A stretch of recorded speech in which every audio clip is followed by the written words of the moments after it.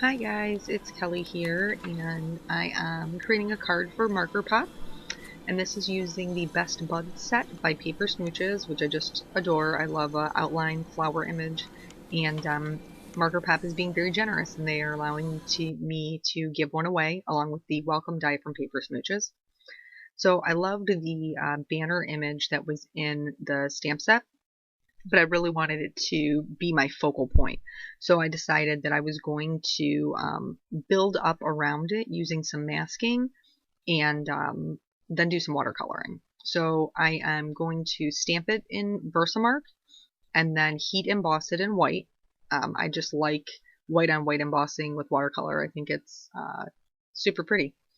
So here I'm just picking up, little pieces, parts. Don't want any strays ruining our images. So I heat set that.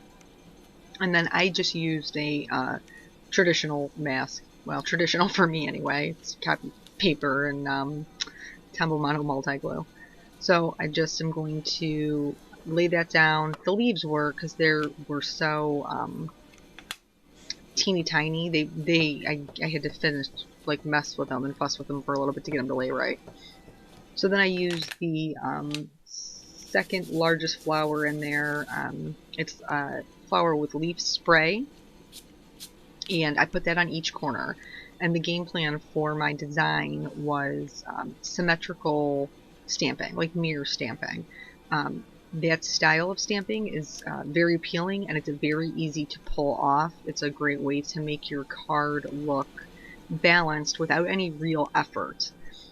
So I stamped it on the one side, and then I'm flipping it around and stamping it horizontally across from it. With the heat embossing, you don't necessarily have to mask. Like, you could just brush the powder away from the parts that you don't want to emboss on. But I have noticed with the Zig Clean Color markers, which is what I'm going to be using today, that the Versamark kind of resists the ink, so you get a line where that Versamark was. So that's why I chose to do just the traditional masking to make sure that I didn't have any resisting lines or anything like that. For here, I cut my mask, and when I went to pull it off, I actually pulled the leaves off of the mask portion of it. It's fine. You can just stick it right back down and everything's covered up. It's not like I'm using the mask for anything else. I went in and laid in the rows from the same set, again using the mirror stamping so that everything was symmetrical and looked just really balanced on the card. Yeah, it's something that's so easy, and I know a lot of times everybody struggles with card design at some point. I feel like I make the same card like every single time I sit down to make a card. But this is just, it's a good basic technique to make sure that your images look proportioned and balanced. So the Zig Clean Color markers, I love them. They are such bright, bold colors, and they're totally beautiful. I highly recommend getting them. I know there's a lot of people who have said that they have had a little bit of trouble with them controlling them or whatever. Heat embossing your image is a great way to keep any kind of watercolor under control, because it creates almost like a cavern for it to sit in, and then it doesn't run all over. So for my last image, I wanted to add this smaller flower, but I didn't want to take the time to cut all these little tiny leaf masks, so I just cheated and used Post-it. But when I lined up the second flower, you can see me eyeballing it there, I didn't land it where I wanted to. I wanted to land it on the end of the stem that was already there, and it just didn't work out for me. Didn't get that part right.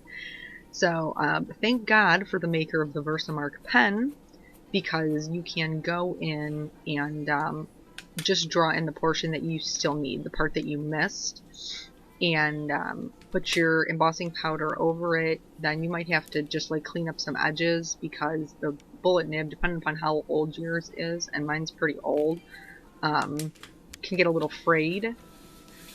So sometimes it gets like a little wonky when you put it down, but you can just you know, brush it away with your, I use just a dry paintbrush, and that works for me, and then nobody would ever even know that you didn't stamp correctly. Yeah, thank God for all of these little crafty tricks and cheats and fixes, because otherwise we would just never be able to complete a card that any of us were happy with, right? And probably, I don't even know if you can hear that. I'm blowing on it, because I swipe away my powder and then I blow it off. That's what I do. That's what works for me.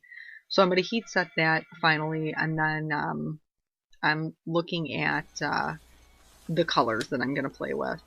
And I ended up going with multiples. I'm using a number 2 round brush. And this is the first time that I've used this brush. You'll see later that I don't realize how much water it holds. P.S. It holds a lot of water. So when I lay down my color here, I started with a lighter green, but I actually ended up going in and adding dark. Here I am adding the dark. I just didn't feel like it was light enough. But I added just to the very darkest areas. That's where I want my heaviest shading to be. So that's the only place I add pigment. Now I like a yellow green, so I wanted there to be a bit of yellow in these leaves. So I added that on the opposite side of the leaf where I want it to be the lightest. And then I'm just going to let the water do the work. I'm going to add a teeny tiny bit of water.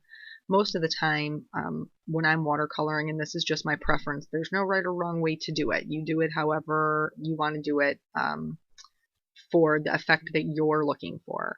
But I like a natural blend. I don't like when I pick up pigment and pull the pigment through the entire portion of my leaf or flower or whatever.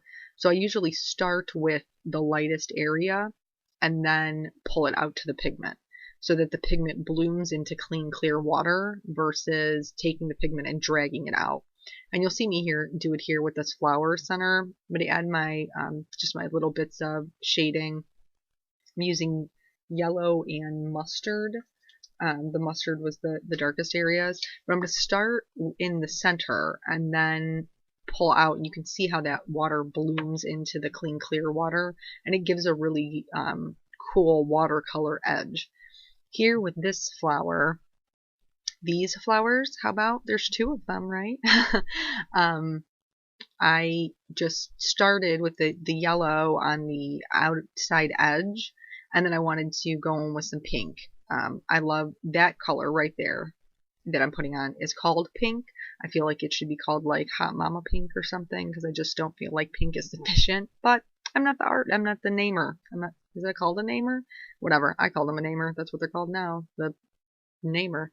Anyway, when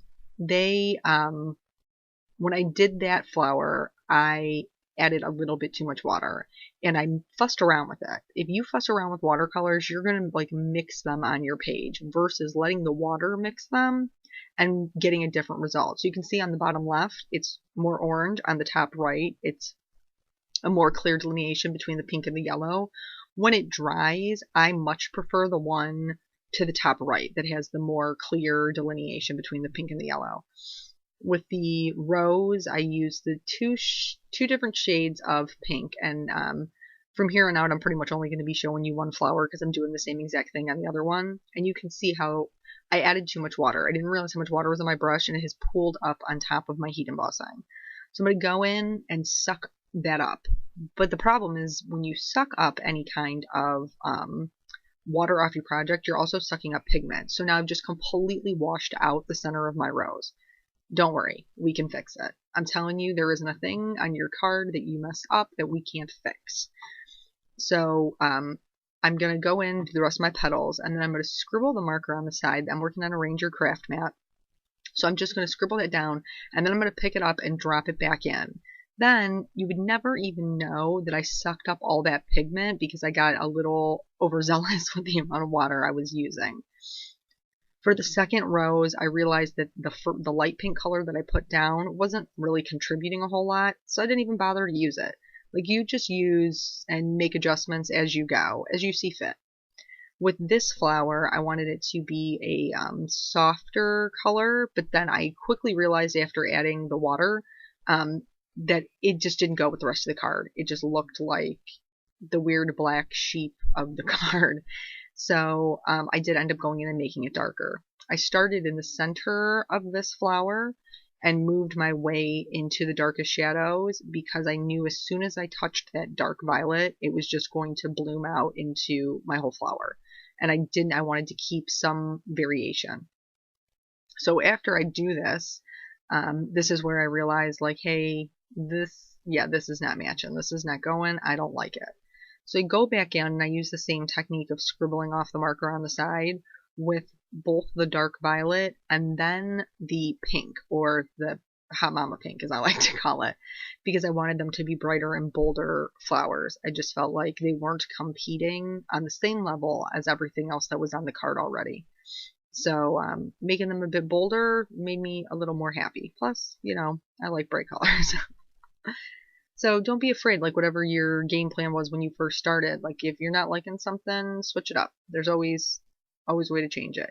Here, I got some purple on my yellow, but if you just hit it with a little bit of water and then blot it up right away and just keep doing that until the pigment's gone, you can save it.